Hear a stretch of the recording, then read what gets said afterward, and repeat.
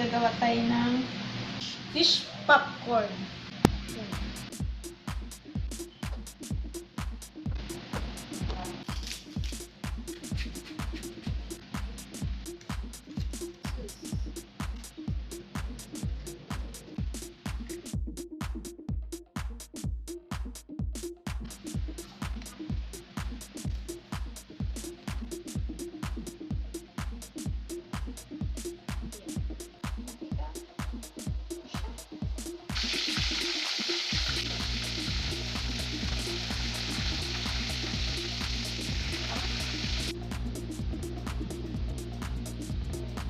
Ito na ang ating fish popcorn.